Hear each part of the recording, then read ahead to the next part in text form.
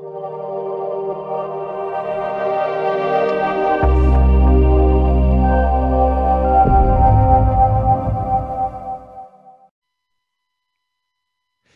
and welcome back to the podcast. It is always up to speed with Formula One here on the Overtime Media Network. It's Sunday night, and on Sundays we do what we do on every race weekend, and that's discuss the race that was. Mark and Mark here back in the studio to discuss the Bahrain Grand Prix. And Mark, I can tell you right now that 10 years from now, 5 years from now, nobody's going to remember that Lewis Hamilton won this race. This is going to go down in infamy as the race that Romain Grosjean walked away from a massive fireball with only the minorest of burns on the back of his hand. And that was, as they say, scary AF, because I could not believe what I was seeing. Anybody that watched that race, whether it be there live or at home on the television, that was absolutely shocking. And I cannot believe a number of things. I can't believe that he went through the barrier the way that he did. I can't believe that the car broke in half. I can't believe that the wheels separated from it. I can't believe that the fuel, the fuel tank or the feed or whatever it was, like it leaked the way that it did, because that fireball was supposedly caused by only about 2 liters of fuel, which, you know, is a fair amount, but still just absolutely shocking. And when I saw that big flame, like, because we were looking down that straightaway after that little series of corners after start finish, and when I saw that car go off, I thought, oh, here we go. This is just like Kubica in Montreal a number of years ago. And then all of a sudden, we saw Roman hit the barriers. We saw the flames, and I thought to myself, oh shit, you know, pardon my French, but that was scary. And first of all, my first reaction was, oh my God, who was that? And oh my God, are they okay? And then you just start thinking about the worst possible case scenario when you see that amount of fire. And I just could not believe it, because it was scary, because I mean, they immediately cut away from the live video to see what was going on. And I do not disagree with that. You do not need to see that live. You don't need to see that, period. But that was a scary, scary, scary moment. Yeah, it was. I still, you know, it's 2 hours later, and I'm still processing what we saw, and it really hasn't sunk in yet. And you know, you had sent me this great BBC article earlier today, and it referenced a couple of things. You know, the last time we saw an F1 car split in half like this was at Monaco in '91. The last time we saw a fireball that even remotely resembled this was at Imola in 1989. The last time that we saw a car pierce an Armco barrier was in the early 70s, and it happened twice. And in both of those cases, it resulted in a fatality. And we saw all of it in one incident. And it's crazy as well, because we're 3 corners into the race, right? Like, this is, if you look at the television ratings of a Formula One race, they start high, they dip in the middle, and then if it's an exciting race, they pick up again at the end. So when this happened, like, viewership was at its peak. Everybody's watched. It's an exciting race. You know, the drivers are jostling for position. And then all of a sudden this. And the other thing, too, is oftentimes these incidents aren't captured live. So the broadcaster has time to assess, hey, is there a potential injury? Is there a potential fatality? If so, let's keep the cameras off it. And this time we saw the explosion live. And I think that's what was so remarkable about this moment. And to your point, I completely agree, from an F1 perspective, from a Sky Sports perspective, who ultimately packages up and distributes the race. They were great not to show it, because they didn't know. But in the 2 or 3 minutes, and it felt like it was half an hour, in those 2 or 3 minutes, it felt like an eternity, because we knew nothing. And all we could take away from that was the fact that we saw a fireball unlike anything I've ever seen watching Formula One live. And again, to your point, like, in my head, I'm just playing through the worst case scenario. Like, this isn't good. Like, how did that happen? And then in my head, I'm thinking, you know, with the modern F1 car, like the way these cars are built with the survival cell and the placement of the fuel tank and the fuel lines, like, how could that even happen? And were there 2 cars involved? And then slowly we were able to start unpacking exactly what had happened. And fortunately, we get the great news that he's being extracted from the car. And then finally, there's a sense of relief, but like, your adrenaline's running. And from that point on, and I know you feel the same way, like, I tuned out on the rest of the race. Like, it was on in the background eventually, but I was on was on F1 Twitter and I was on F1 Reddit, and I was Yep. just absorbing all of the feedback and all of the reaction to what had been kind of witnessed. And I think at that point, it was a lot of speculation. Was he at fault? Was he not at fault? Obviously, there's going to be some massive investigation from the FIA and from the circuit owners and from Haas and Formula One and Liberty to understand what had happened and what worked well and what didn't work well. Ultimately, though, all I can say is thank goodness he's relatively unharmed. And I think we'll probably get into this as well. No question that the halo was absolutely, and this isn't intended to sound like a pun or cliche, but the halo ultimately parted the Armco barrier and allowed him not only to become not decapitated, but ultimately allowed him the space necessary to extract himself from the cockpit. But again, 12 hours later, the adrenaline's still running, especially when I start to replay it in my head again. It was one of those moments that you will just not forget when you go back and think about this over the years. That it will be one of these moments that will stick in your mind long term. I mean, we were joking about it earlier in the day, or earlier this week. I sent you one of these memories off of my Facebook. I think it was from 2012. I remember I just watched Seb win his third world title. Now I'm off to go and watch Paul McCartney, because it was always a bucket list thing for me. I wanted to see a Beatle play a concert. Like, I remember the McCartney concert like was yesterday. I do not remember watching that race. But I mean, joking aside, I mean, this whole situation with Roma, I mean, that was just, it was absolutely frightening. But I think that the halo argument was for the most part settled a couple of years ago when we had that first corner incident at La Source at Spa. Nico Hulkenberg plowed in the back of Fernando. Fernando went up in the air, went up the top of Charles Leclerc's car, and he had a little bit of a rubber skid mark on his helmet, and then the halo was all chewed up a little bit. That then started to prove the worth of the halo. But today, absolutely, that, like you say, I mean, it saved Romain from losing his head, literally, and also obviously saved his life. But the other thing that I found astounding, just the way that the cockpit, the survival cell of that car was wedged in the Armco barrier, and the way that it was unreal. 90 degrees, like on its on the axis laterally, and then also longitudinally as well. I mean, and the thing was too that when you saw all the fire and everything, it was actually on the underneath of the car. And I'm like, my goodness, because when you saw those pictures afterwards, it was absolutely, I mean, the photography and the camera work was absolutely amazing, because all of a sudden you see the first one, you see it from behind the car. So you're looking at it basically elevated, but from the infield, and you just see smoke, you see fire, you see some of the marshals and the firemen rushing over there with extinguishers and hoses and stuff, trying to get it going. You see the medical car coming along, the medical delegate, and then more marshals and stuff. And all of a sudden you see Romain like pop out, but it wasn't until later they provided that other camera angle from the far side of the track, on the side of where the grandstands are, and you can actually see him sort of struggling to get out of his belts, and then he pops up, and then, mark my words, that those pictures of Romain hopping over the Armco barrier, being pulled out by the medical delegate, that is going to be something we're going to see for years and years and years to come.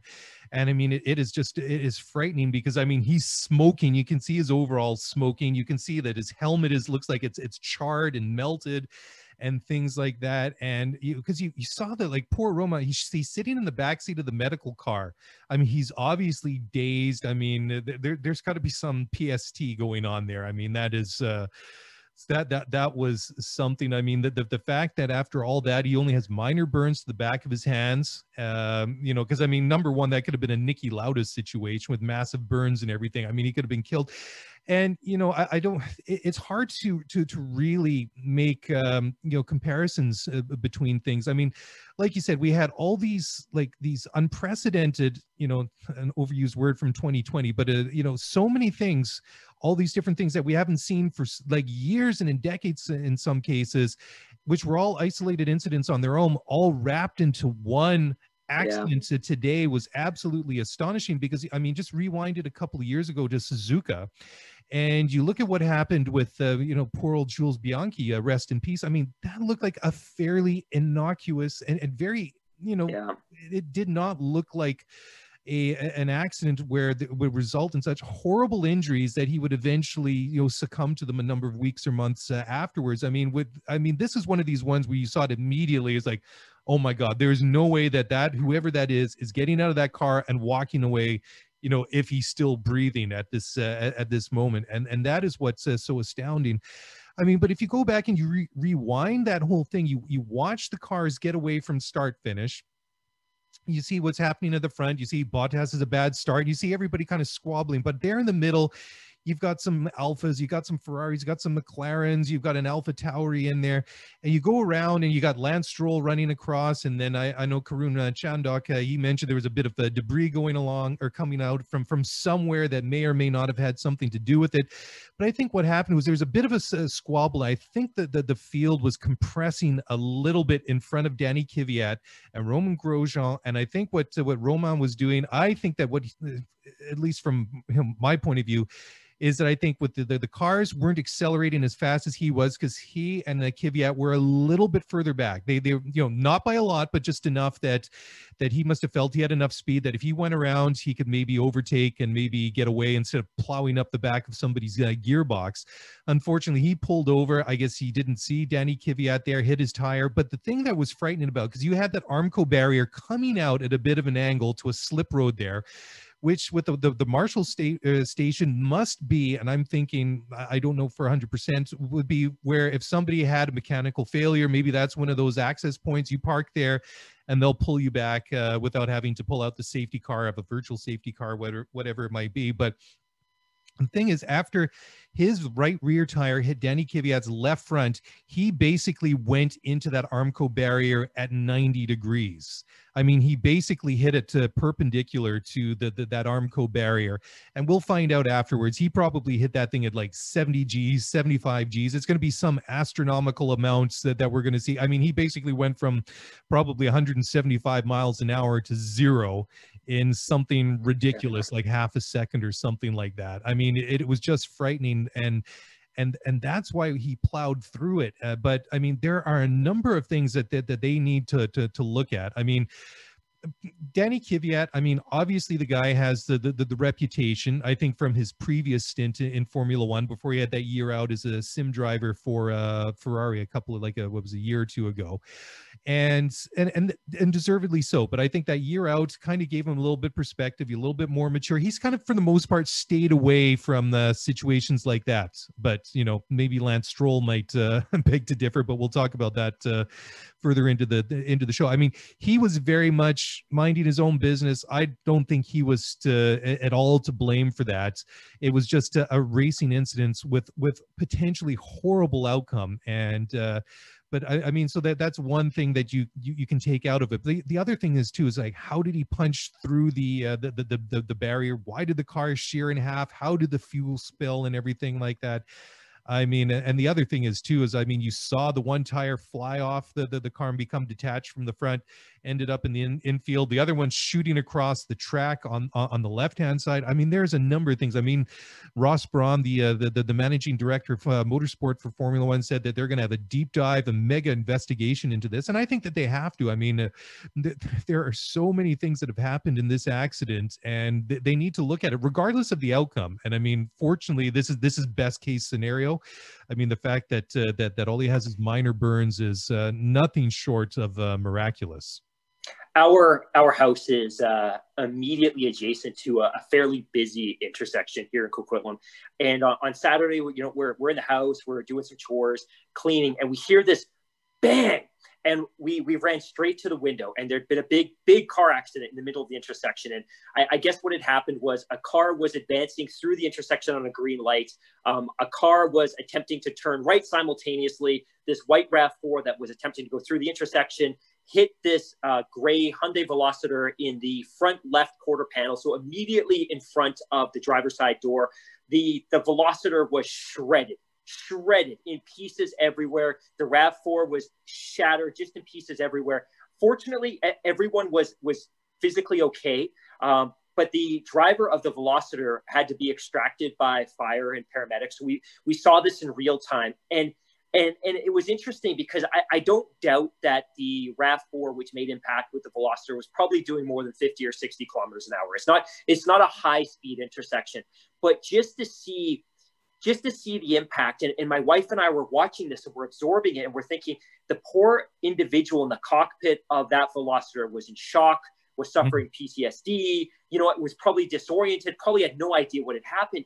And then I relate now to the Grosjean incident, and BBC's reporting that he was doing 200 kilometers an hour when the car hit the Armco barrier, and the force was 53 Gs. So just like immeasurable speed and force. The fact that he was conscious enough to be able to understand the seriousness of the circumstances, to get out of the seatbelt and to be able to orient himself in the direction of the support medical staff was like, it's just the fact that he survived, but that he was subsequently able to extract himself from that situation is remarkable. And to your point as well, I think one, we're lucky it happened when it did, right? Like if you're 20 laps into this race and the field's not as compact and the safety car is in the pit lane, it's going to take them another 30, 40, 50 seconds to get out there. Yeah. Fortunately, because it's lap one, they were still there. So the circumstances were helpful. But to your point, one of my takeaways as well was that when you saw that initial shot with the explosion, you could see those two tires separating. And the entire design of these cars is to tether those tires to the chassis to protect other drivers, to protect marshals, and to protect the audience. We've seen in the past in Indy and NASCAR where separated tires can be lethal to spectators. But to see two of them separate, like to your point as well, like whenever the kind of completed investigation is released, I want to read and understand what the circumstances are, because to your point, he pierced the Armco barrier, and it may have been the angle, it may have been the speed, it may have been the G-force, but the car was embedded within it. And once again, if not for the halo, even if he survived the impact, he would have been trapped inside that car. Yeah. But the halo created a space big enough for him to be able to extract himself from that vehicle. But, I'm still a little bit in shock, and I'm incredibly grateful. I think, and you and I talked a little bit about this, and Toto Wolff had made that comment that, hey, if the outcome had been worse, we wouldn't have completed the race. Nobody was going to complete that race. Ultimately, if the outcome had been worse, I don't think they would have completed the season, to be totally honest. The championships decided there's no value. You're not refunding tickets. Just wrap it up and move on and reboot for next year. So I thought that comment was it was appropriate, but a little bit hollow, because I don't think anybody would have kind of proceeded. But yeah, it was startling. And to your point as well, like I remember certain moments. I remember where I was when Hamilton's engine failed in Malaysia in 2016. I don't remember the title win in 17 or 18 or 19, but I remember that moment. I remember the title decider in 2016 and the title decider in 2014. I will never forget this moment. And again, fortunately, there was a positive outcome. And the other thing too, and I was really eager to get your thoughts on this, but Daniel Ricciardo, obviously very shaken up and very sensitive to what had happened, was very, very, very critical of the amount of exposure the accident was getting on the broadcast and through other official Formula One channels. He was very critical of it. I think obviously if the outcome hadn't been positive in terms of Grosjean's health, I don't think the broadcast would ever have shown anything. And I think that would have been appropriate, that we don't need to see it. We don't need to be witness to what could have potentially been a fatal accident. But I will note this, that when I went onto Twitter and when I went onto social media following the race, during the race, the official Formula One channel was showing every angle. They were all over this. So again, at that point, we knew he was safe. He was out. He had some burns. But I thought it was kind of curious that Formula One was cashing in, because presumably they understood that there were going to be clicks and people were going to be looking for this. But I'm still a little bit mixed on whether it was appropriate for them to showcase the accident. Like, obviously, from a Formula One perspective, these social media channels are a marketing vehicle. You want to promote your sport and attract new viewers. I don't know if I felt so good about them showing like, hey, look, there was this near miraculous survival of one of our drivers. Like, I feel a little bit uncomfortable about the fact that they were so quick to broadcast what had happened. I don't know how to articulate this, but I'm kind of curious as to what you thought. Well, I definitely have some thoughts on this, Mark, and I'll share them with you just in this in a short moment here after we take our first break here on the Overtime Media Network. How's that for a hanger? And we'll do so in just a moment, so don't go away. We'll be right back. All right. Well, welcome back to the show. We're talking the Bahrain Grand Prix, and of course, there's only one really big topic to talk about, and that is the Grosjean accident. And we were just talking about before the break, Danny Ricciardo's comments about he was not in favor. He was very upset and felt it was very disrespectful that they broadcast it because of that. I've got mixed feelings on that as well. Number one, if there was serious injury or any kind of injury and or worse, obviously that should not be shared with the broadcast anywhere.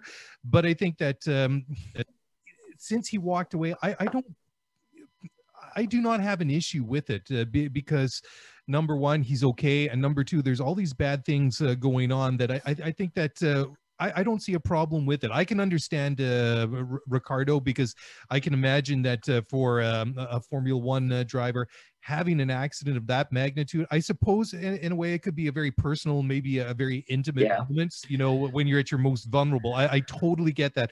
I totally understand that. And that's why if there's any sort of like injury involved, that is just not, that's just not something that should be shared in the public. Whereas, on the other side, sort of promoting it kind of like on that clickbaity part. Yeah, I've got mixed emotions about that too. Like, of course, like it draws eyes to it. I mean, the only, and here I am, I've got a GIF already, preloaded of the moment where he's hopping over the Armco barrier. I mean, talk about a picture that speaks 1,000 words. That image really is one, but it really is interesting. I mean, because there was one tweet that we had from a longtime listener of the show, Jordan Wong, and let me just pull it up. And Jordan has to say, I want to see the onboard of the crash on live TV. They paused his onboard right before the accident, but I want to see how the halo saved him. And I totally agree. I mean, at the beginning, before, like, when everything was still uncertain, is he okay? What's going on? I don't mind them cutting it away, but the fact that he's okay, and there's so many things that we've talked about that it's the first that it's happened since this year, or it's been years and decades. And I mean, at some point, I mean, it's going to be like the blink of an eye. I mean, it'd have to be super slow-mo. And of course, I'm sure on the point of impact, it's just going to, that camera was probably destroyed anyways. And it's just going to go into, just be like a snowy test pattern or whatever it is once that camera's, stopped functioning. But I mean, the way that's that monocoque, and going back to your comments before, I mean, especially like how these tires are tethered, like the front suspension, to keep them from breaking away and potentially injuring somebody, being a track worker or like a cameraman or a spectator or something like that. I mean, the thing is, the way that these cars are supposed to design is that the energy of the crash is supposed to dissipate the energy, but I mean, usually a crash is kind of slow motion. I mean, in respect to like the Grosjean accident. I mean, it still obviously happens in the blink of an eye. But in the normal accident, you have two cars, say somebody crashes up the backside of someone, or two cars come together. I mean, over the course of a couple of seconds, I mean, these cars are going to kind of disintegrate and they're going to do these things. I mean, this was instant. I'm sure that this is what's going to come out in the investigation, is the fact that he went from 200 kilometers an hour to zero in the blink of an eye is going to have a lot to do why the front suspension, broke apart and started flying around in different directions like it did. I mean, it doesn't make it any less serious, but that's obvious. I mean, and this was a worst case scenario for a lot of different reasons. And this, of course, will come out in the Formula One investigation. But I mean, Sebastian Vettel was saying that those Armco barriers are obviously not supposed to fail like that. So I went back to take a look at it. So the Bahrain International Circuit, it's a modern circuit. It's not the newest that we have on the calendar. It was opened in 2004. So we're looking at a track that was designed roughly 20 years ago, designed and built. So the thing is that slip road was not similar to that, where you have that hairpin in Montreal, where you had that concrete sort of half wall that came out just before you come down into the hairpin, where they have like, I think, a big, the not a timing board, but with the positions on and stuff, where Robert Kubica had that infamous accident. What was that, in 2008? But that was similar in some degree. I mean, but the thing is, he didn't hit it at 90 degrees. He sort of hit it on a bit of an angle, and that shot him back across the track. And then he ended up, like further down to the left side of the track, whereas he hit it on the right side of the track. But that's, in that incident, I mean, that car really broke apart in a much more, I don't want to say controlled manner, but in a manner where the way that the accident dissipated the energy. I mean, still, by the time that car came to arrest that Williams, or was it the Sauber? What was it? Was that a Sauber? I don't know. Sauber, it was a Sauber, wasn't it? But I mean, still, it was the survival cell. But I mean, that accident unfolded over a number of seconds from the moment that he hit the wall, even though that was on a similar type of angle, different material. But that's, like I say, it sort of unfolded over a number of seconds. I mean, I think he lose the wheels? I don't remember. I have to go back and look at it. But the point is, I mean, because I was thinking, my first reaction is, what the hell is that Armco barrier doing there anyways? But when you see what it is, it looks like an access point. And regardless of I mean, that is just, when that circuit was obviously designed and built, this was not a scenario that anybody could ever imagined would have happened, to have a car hit it at a right angle at that speed. I mean, I'm sure they thought if anything happened, it'd be something where it hit it, maybe glance off of it, But I mean, when he went over the car, I mean, Kvyat's car, I mean, he went over it and then boop, right angle, and that's really what made it so frightening. I mean, it really brings Formula One into perspective. And Lewis, I mean, he had to weigh in at it as well. And I think this was, a very good point, because if you look at the pictures of the survival cell of that Haas, I mean, after it's all broken apart, it's covered in, the fire retardant and everything like that. There is not a lot left of it. I mean, a lot of the body work has just been melted away or broken away, and what is left is just a charred, nasty mess. And anyways, I'll just read the quote from Lewis Hamilton. He had to say, quote, "It was such a shocking image to see. When I get in the car, I know I'm taking that risk, and I respect the dangers that there are in this sport. I posted about it on social media whilst I was in the break, because it's horrifying. The cockpit, I don't know what G's he pulled, but I'm so grateful that the halo worked. I'm grateful that the barrier didn't slice his head off or something like that. It could have been so much worse. It's a reminder to us, and hopefully to the people that are watching, that this is a dangerous sport. We are out there pushing to the limit, and that limit, it needs to be respected. I think it shows what an amazing job F1 has done and the FIA have done over time to be able to walk away from something like that. But of course, that will be investigated, and they will do a lot of work to try and make sure it does not happen again," end quote. So, I mean, I don't think that there's anything you can really add to that quote from Lewis Hamilton. I mean, and I think that really does go to show you just the advances that they have in safety. I mean, the spectacle and the enjoyment of the sport is one thing. And I mean, the fact that we rarely see incidents of this magnitude, and the accidents we do see, fortunately, most times the results, are very, very minor, if there's anything at all. I mean, it just goes to show you just how strong these carbon monocoques are and the safety standards that they have. But I mean, this, just like Lewis says, I mean, it really is a stark reminder to the danger that it is, because I mean, it almost becomes a little bit like a video game to a certain extent, is that just because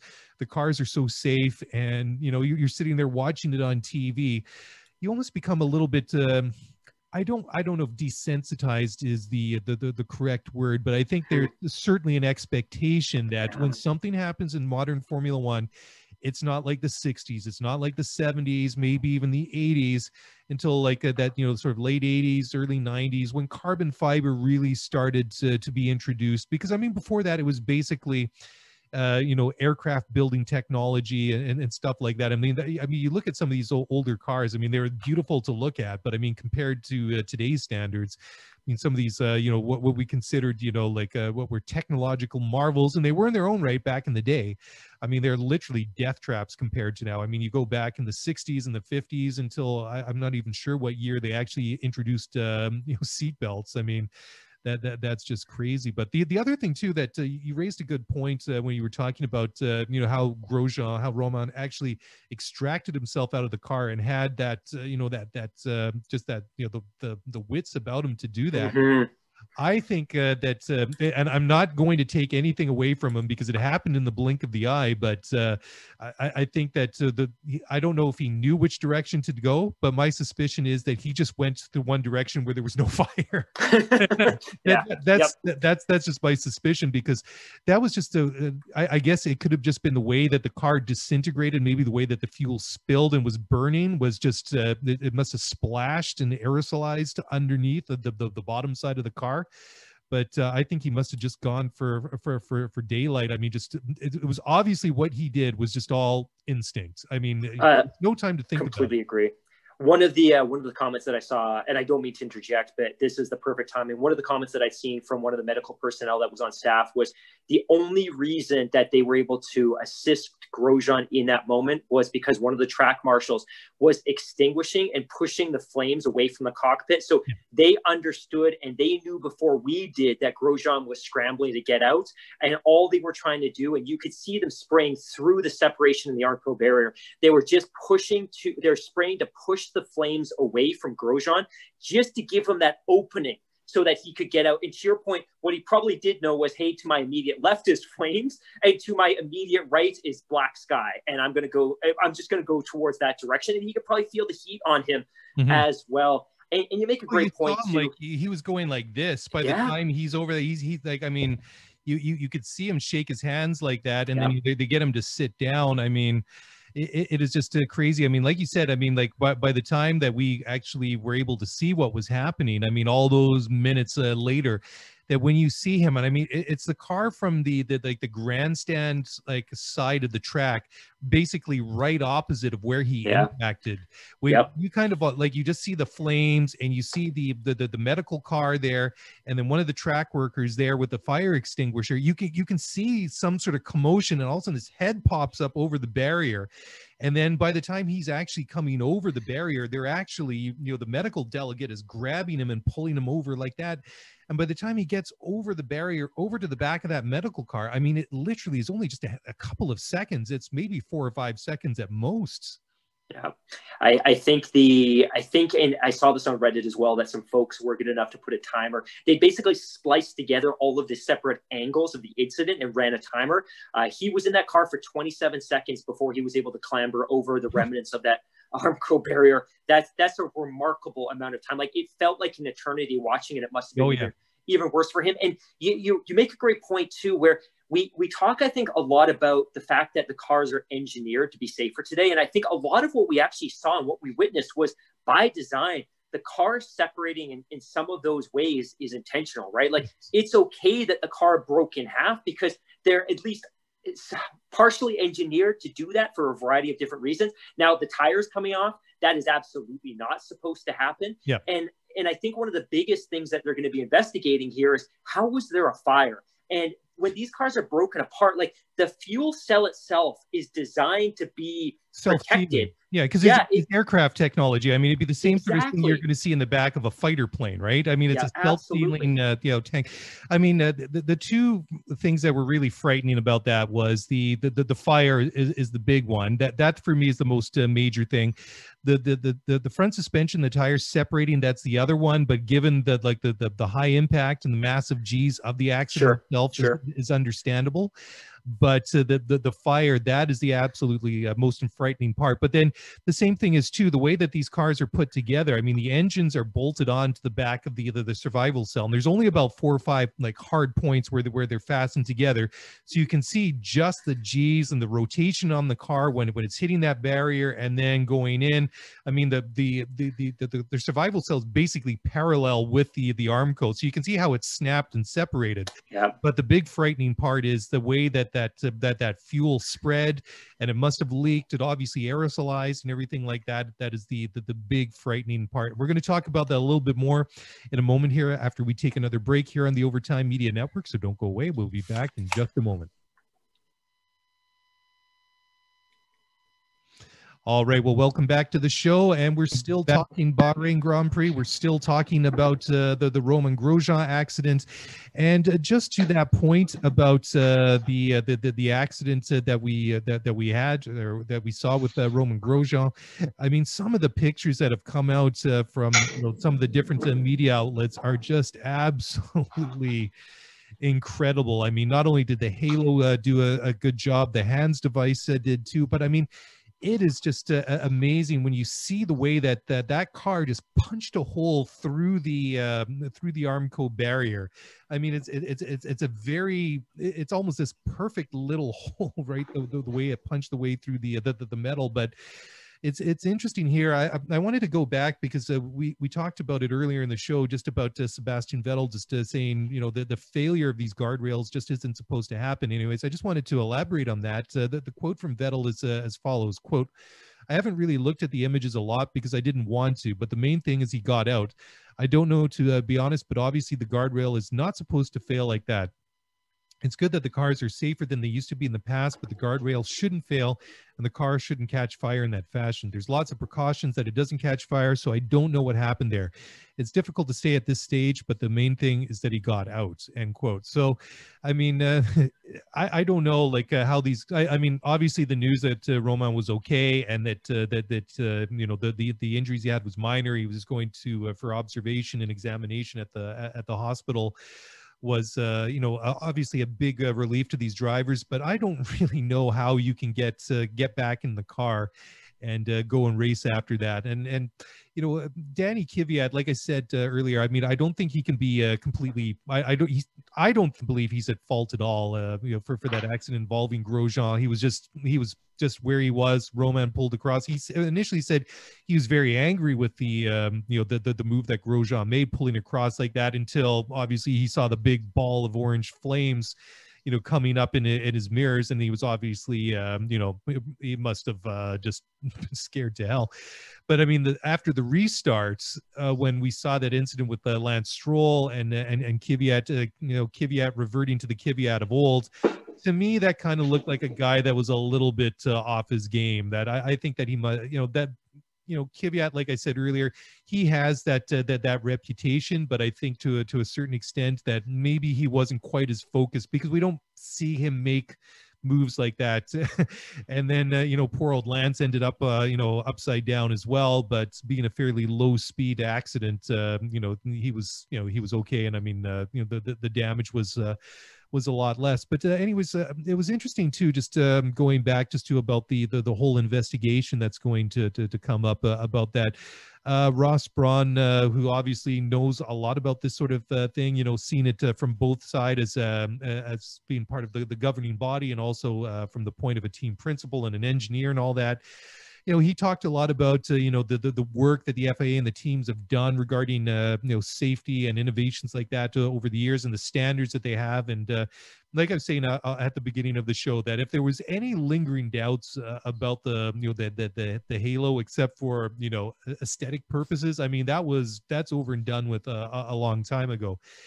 But it really is going to be fascinating to see where this investigation goes, and what they what they can actually dig up, and what their findings are going to be, because all these different factors that have come in, and all these situations that came from it, they've got a lot of work to do. And I being like such a worst case scenario, I don't know.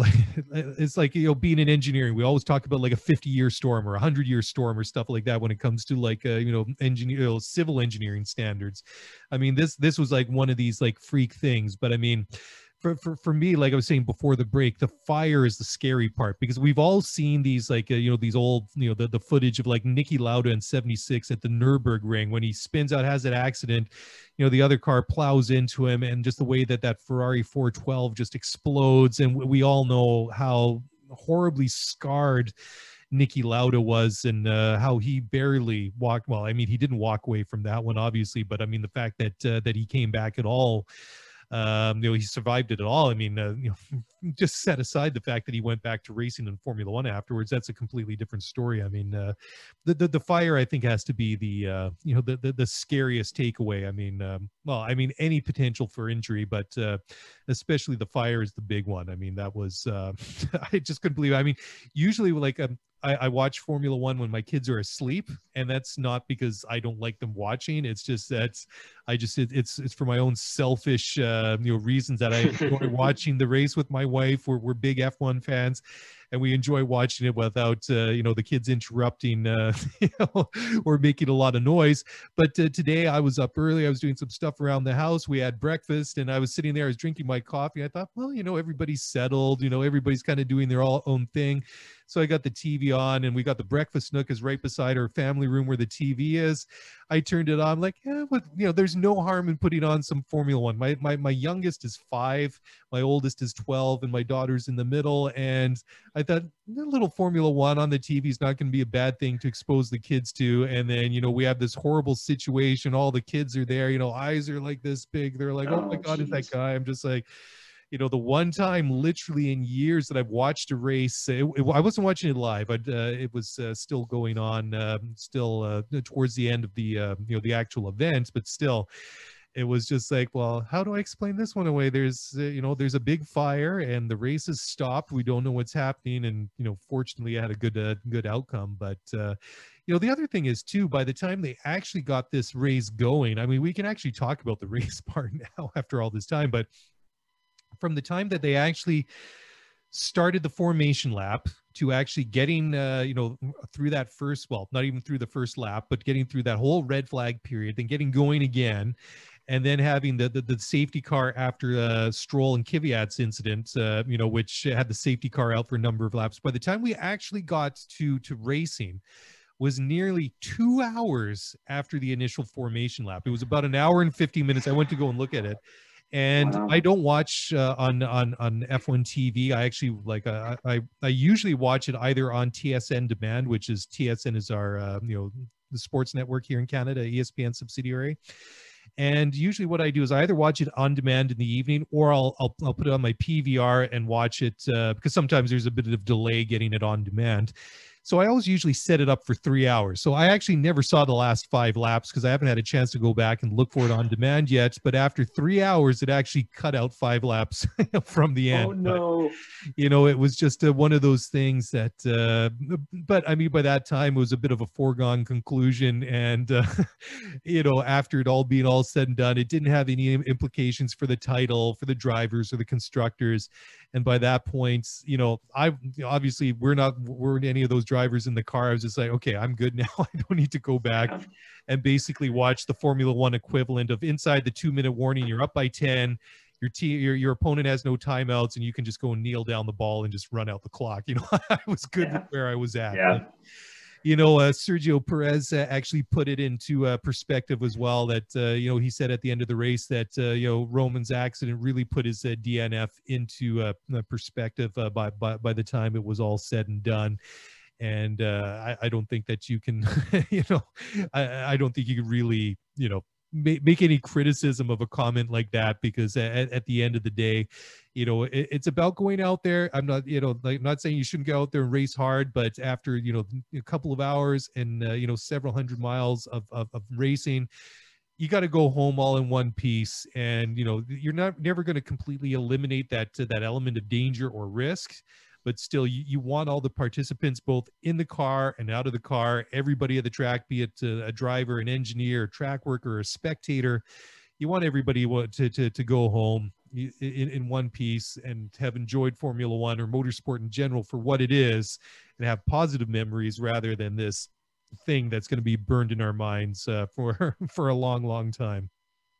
I look at the incident, and I don't want to keep kind of going back to it, but my sense is that from an investigation perspective, there's really going to be 3 buckets they're ultimately going to look at it. One, was the accident a result of some sort of untoward or freak incident or driver error on the track. And to your earlier point, I don't think it was. I think it was contact. We see contact every single day. It wasn't intentional. It wasn't malicious. It's just one of those things. And I think the other two things they're going to have to look very closely at is, one, from your earlier comments, one, how and why did the car come apart in the way it did, and why did it result in a fireball? And then two, from a track perspective, is there anything fundamentally defective with the track or with the Armco barriers? And, you know, the Bahrain circuit isn't the newest, but 2004 is pretty modern, and a track built in 2004 is centuries newer technologically and from an engineering perspective than something built in the 60s or the 70s or the 80s. Like,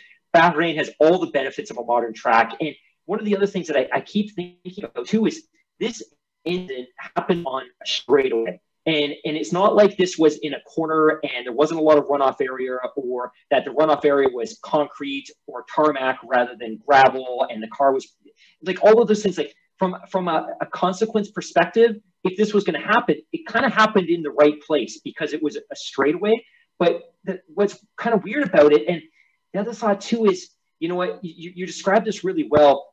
You've got a straightaway, and then immediately parallel to the straightaway is you've got the runoff, and then you have the Armco barrier. And in this case, the Armco barrier was actually protruding outwards towards the track because of that slip lane that you spoke to. But even if it wasn't, even if this happened 100 feet forwards or 100 feet back, he was going to hit the barrier. So it's just a matter of the speed that he hit it at. So I'm ultimately going to be very interested in seeing what the outcome was. From a race perspective, and I think I feel like you did, like, I was pretty shook, and I know the outcome, and I know Lewis won, and I know he won his 95th race, and I know that it was a double podium for Red Bull, and that Perez had that heartbreak on the 53rd lap when it looked like he was going to get another podium to kind of wrap up what was really coming together to be possibly and arguably the best season of his career. That ultimately resulted in a double DNF for Racing Point, and I'm wearing pink tonight in solidarity with their efforts. But yeah, from a race perspective, I'm trying to put my thoughts together. You know, it was great to see Hamilton win, but then again, well, from Q2 onwards, he was absolutely dominant.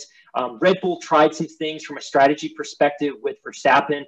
Verstappen's obviously in a very close battle with Bottas right now, and whether Mercedes is going to admit it or not, having the first and second place in the Drivers' Championship means a lot to them. But I think it also means a lot to Red Bull to have Verstappen past Bottas, and I think they're now separated by only 11 points with 2 races left. Bottas obviously had that unexpected puncture, which resulted in a pit, and then ultimately leading to a tire change later where they changed only 3 of his tires, which is something I've never seen in Formula One before. But yeah, ultimately I'm a little bit rattled when it came to the race and struggling to kind of articulately put my thoughts together, simply because ultimately I'll never remember who won this race or what the outcome of the race was. It's just, there was a horrific accident. How did it happen? And thank goodness Grosjean was ultimately okay. And then I think the question now is, do they look at making changes to the track potentially in advance? Because we're right back at that track this weekend, right? Like, do they ultimately look at making changes to the track? From a Haas perspective, even if Grosjean is willing, is it the right thing to put him in that seat? And, you know, we saw earlier this year, and it was a very different circumstance, but in MotoGP, we saw Marc Marquez, the reigning champion.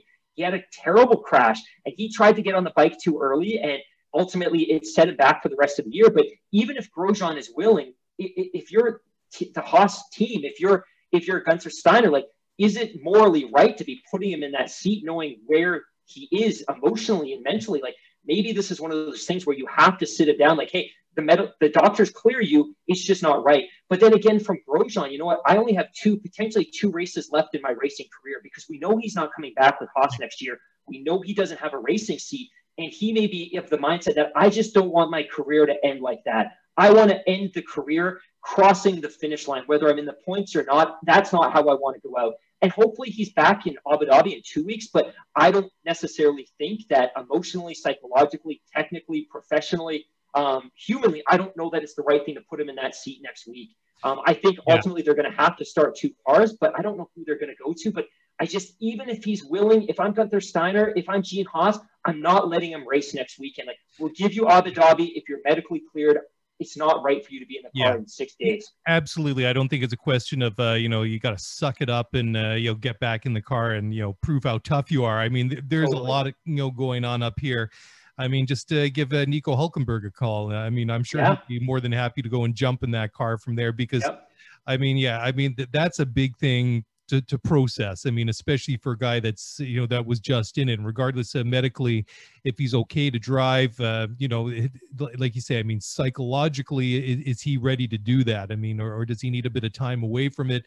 I mean, they got some hard questions to ask, and they're going to need some, you know, extraordinarily qualified people to help answer those questions, because I don't think this is one of these, you know, one of these situations where Gene Haas and Gunther Steiner say, oh, you know, you're good to go. We think you're fine. Yeah. Or on the flip side, Roman say, you know what, guys, I'm okay. I'm ready to get back in the car. I think that, and I don't think either party would be reckless like that. I mean, I think in modern times, I think people are a little bit more cognizant about things like this. Oh, I think they need somebody that's a little bit neutral, a little bit kind of removed, that has a little bit of distance from the situation to make a judgment call on that and render an opinion. Say, guys, this is what should or should not happen.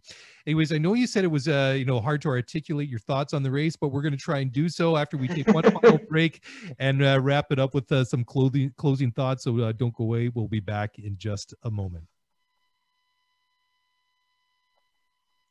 All right. Well, welcome back to Scuderia F1. The podcast is always up to speed with Formula One. And yes, we are trying to process what happened in Bahrain.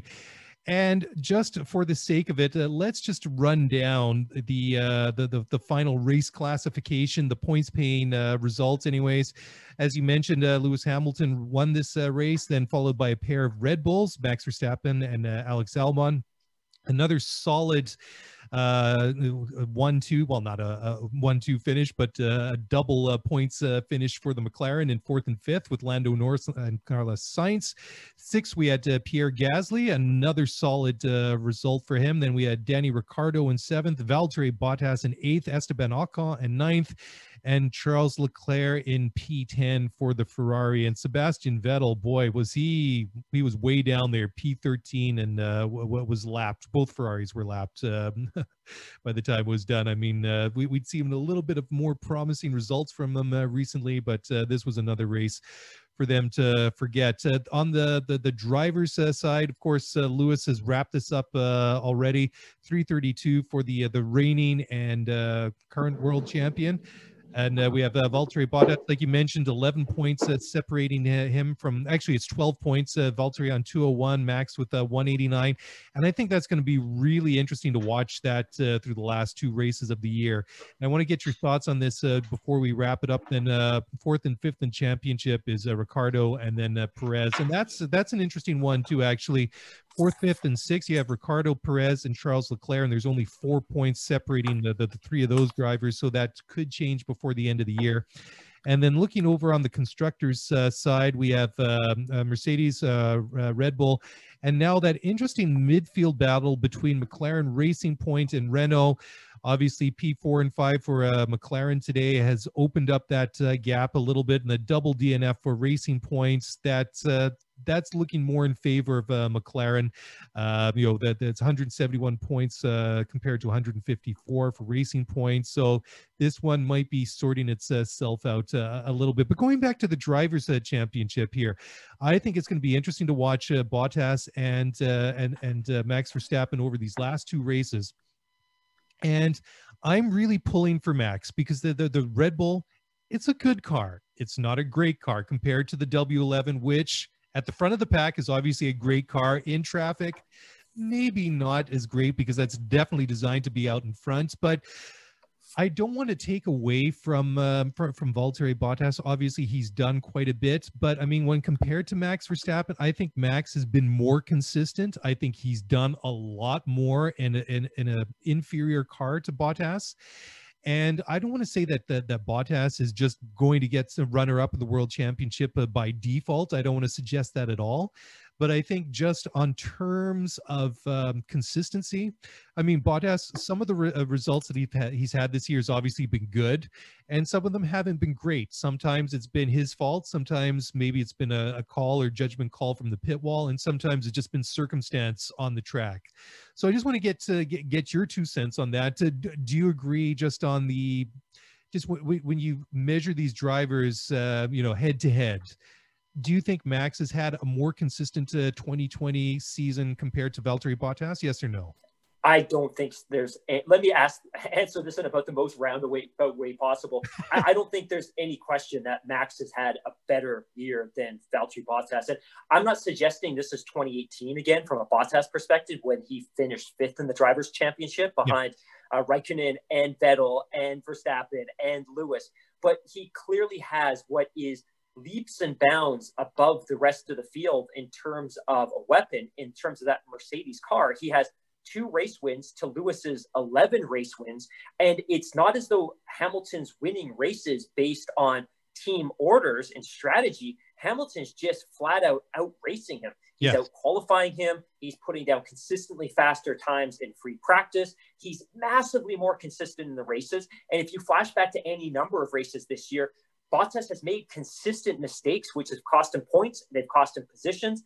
Max hasn't been perfect, but if I was going to build a team right now around a driver and Hamilton was off the board, I'm going to build that team around Max, knowing that there's baggage that comes with that, knowing that, hey, there's a certain personality there. His father's going to come and is going to want to be around the pits. From a build perspective, he's very particular. He's outspoken about things that maybe aren't necessarily politically correct in 2020. But if I was going to build a team today, I'm going to build it around Max. I'm not building around Valtteri. And that's not just because Max is more charismatic and potentially more marketable than Valtteri is. I just think he's a better driver and he's hungrier. And that said, obviously Valtteri's never been in a position where he has a championship contending car and he's the lead driver, but he's had every opportunity to win because Mercedes gives him that opportunity. So, obviously Max has had a great win or great season this year, which was obviously punctuated by that victory in Great Britain. But I think Bottas' season has been a disappointment. And we talked about this a little bit earlier. Like right now, if you look at the standings, I think there's 11, 12 points separating he and Max Verstappen. And that place means everything to Red Bull. And I know Mercedes isn't saying it, but I think they're scared and they're terrified that they're not going to finish 1-2 despite having what is overwhelmingly the best car on the grid this year. And I think the only other comment that I had, and you touched on this a couple of minutes ago, is if you look at the constructors, obviously Mercedes running away with it. They have twice as many points as Red Bull. Twice as many points. They are crushing them overall. So again, it reinforces how shocking it is that the gap between Bottas and Max is so small. I think the one thing that I really take away from this right now is Racing Points. They've got a puncher's chance of finishing 3rd. They'd have to have some really great race results next weekend in Bahrain and then in Abu Dhabi. They could still finish 3rd. But ultimately, if you look at their season, everything's kind of broken badly for them, and they're still in a reasonably good place, right? Obviously, we know Perez had a couple of races so that he sat out because of the COVID situation. Lance was in a position to potentially win a race and bring home 25 points, but for that front end damage resulted in tire degradation, which cost him serious points. He was in another race where he was in contention to win before and he had a DNF. Like that team, everything is kind of broken wrong for Racing Point this year, but they're still 5th in the championship. And that's one of the reasons I'm very excited to see what they could do next year, because I'm not necessarily as confident that Red Bull is going to come back next year in a better position, especially their engine situation, a giant question mark. Are they going to be able to buy the Honda IP? Are they going to have to forge a new relationship with a new engine supplier? And if so, how much of their resources are they going to have to commit towards wedding that engine to the new chassis for 2022? There's a lot of questions there. But yeah, ultimately, I think Max has had a way better, much better season than Bottas has. And if I'm Mercedes, I'm disappointed that we couldn't do more with both of our drivers. And that doesn't mean it's going to be a 1-2 every single race, but there should be significantly more space between Max and Bottas in the championship. Yeah, well, I mean, I said this on the show a couple of weeks ago, and again, no disrespect intended to Valtteri Bottas, but just putting it in the cold light of day, that Valtteri Bottas is to Lewis Hamilton what Rubens Barrichello was to Michael Schumacher, and to a lesser extent what Coulthard was to Mika Hakkinen. And let's be fair, people who are fans of Mercedes are going to be fans of Mercedes because of Lewis. People who are fans of the Ferrari back in the day, I count myself as one, were fans because of Michael Schumacher, not because of Rubens Barrichello. And the same with McLaren and Hakkinen. I mean, and the thing is that if they were building that team now, and there was no Lewis as an option. You had the option to put Max in there. Yeah, I mean, the people that would be, you know, cheering for McLaren, or sorry, for Mercedes would be, you know, Max's fans. And, you know, he's the guy that, like you say, I mean, he is a guy that that is gonna have people cheering for him for a number of reasons. And, you know, honestly, being Dutch myself, I understand the, you know, the mentality and the personality and a lot of the you know, a lot of the things that he says and does. I mean, is just, you know, that's my world, that's my people, I get it. But also from the you know, the point of view of just, you know, I mean, he has all the hallmarks of a world champion, given the car to do it, because I mean, he is doing more with less. And, you know, he's doing with that Red Bull and driving it to, like, he's pushing the envelope, to use a, you know, to use a metaphor, just like we saw a couple of years ago with Charles Leclerc in his rookie season in the Sauber Alfa Romeo. He was pushing that car to the limit and beyond, and what he's doing at Ferrari, in all honesty. So, I mean, that's what you get. You get guys that are, you know, phenomenally talented drivers. I mean, I maintain you could put a guy like Lewis Hamilton, Max Verstappen, or Charles Leclerc, you could put him in a washing machine and he'd still be out there setting really, really fast lap times and being going faster than some of these other guys. I mean, obviously that's hyperbole and I'm, you know, exaggerating quite a bit, but, you know, I've tried to make a point that there are some, I mean, they're all good drivers in Formula One. Don't get me wrong. It's just that some guys are, you know, elites of the elite drivers, and, you know, Max, Lewis, Charles, those are the guys that really stand apart. So, and let me be clear, I'm not advocating for a second that Max would be a good fit for Mercedes. I think the current formula is perfect. You have your designated number one driver, and you have a second driver who doesn't need to be told that he's not the lead driver to be content. I think from my perspective, I'm just disappointed with what Bottas has been able to do this year with that package. And I think he's made some brazen mistakes that I don't believe that Max would have made given the same circumstances. And we talk about the fact that there's only 12 points between those two drivers. You know, yeah, like Max has had 3 retirements this year, 3 retirements due to mechanical failure. If not for those 3 retirements, like, he would clearly be in second place in the championship. The only other thing, and I didn't realize this until right now, but did you know Racing Point has more constructors points this year than Alfa Romeo, Haas, and Ferrari combined? Isn't that remarkable? That is remarkable. And I think it's exciting to see what this team is going to be. You know, what with the investment that Lawrence Stroll and his people have put into it, that consortium, you know, the rebrand and the switch to Aston Martin next year. And you're getting a guy that's been at Red Bull, been at Ferrari, 4-time world championship. I mean, Sebastian Vettel, and, you know, not to take away from Checo Perez, but he's not Sebastian Vettel. I mean, he's going to help bring all those experiences. I mean, and I keep saying that, you know, Lawrence Stroll is not just putting his money into Formula One just because he doesn't have anything better to do. I mean, he's doing it for a reason. And I think that is going to be an exciting project to watch, to see where this team goes, not just next year, but in the years to come. But, you know, I was just going to say now, I don't really, I don't know how to wrap this show up because there's been so many things going on, and that's probably the best way to wrap it up after all this. I mean, you know, Lewis won the race. Roman's okay. There's an interesting situation going down to the wire now for runner-up in the World Championship. And just to actually, maybe this is the best way to maybe wrap this one up. You said you couldn't see maybe Max going to Mercedes right now. Who knows what will happen in the future, but I sometimes wonder several years ago now, when Toto Wolff offered Max the opportunity to go to Mercedes in the role of a reserve driver before he committed to Red Bull. I mean, obviously that's worked out for Max. Obviously it's worked out for Red Bull. Whether, you know, like that's where he wins a world title, if he ever does, or if, you know, I always say that if, you know, Toto Wolff drives a dump truck load of money up to to Max Verstappen's house, then I'm pretty sure that Max would take that opportunity to go, because I mean, you know, who knows? We keep saying, okay, well, we never think we'd see Lewis go and break all those records that we've seen him do over the past couple of years. Max is young enough, and who knows if he ended up in that situation, maybe he's that guy 10, 15 years from now sitting here, oh, we never thought that Lewis's records would be broken so quickly, but who knows? But that'll be a discussion to have for another day.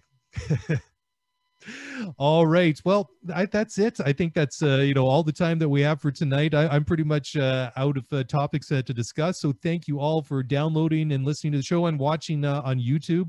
You can go and check us out there because we're posting the video from the shows there each and every show. So make sure you go and look us up, Scuderia F1 Podcast on YouTube.